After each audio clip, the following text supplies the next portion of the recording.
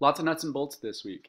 First, I thank all of you who uploaded your rough draft to the Project Number 3 blog. We now have a lot of material to work with this week. Now, let me say a couple of things about points. If you look at that blog, it says it's worth 25 points.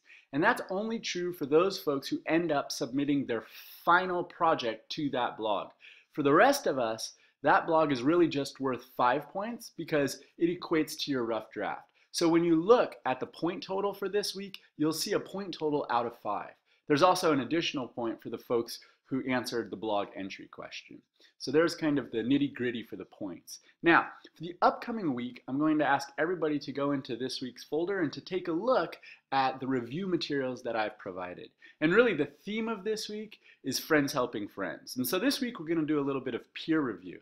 I'm going to ask everybody to go onto the blog and to take a look at the rough drafts of your classmates. I'm then going to ask that you decide on 2 of those rough drafts and that you respond to that classmate with really specific information about what they're doing well and about what they can improve.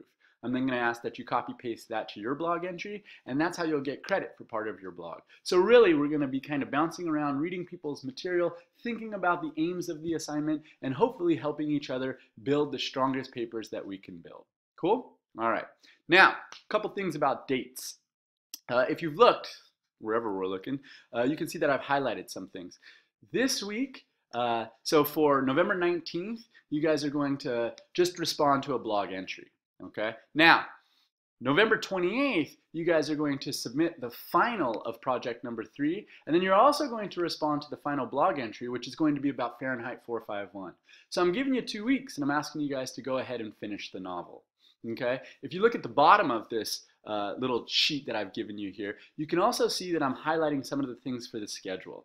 So to finish up Project Number 3, we've got the final of the project itself, and then we've got that final blog entry for Fahrenheit 451.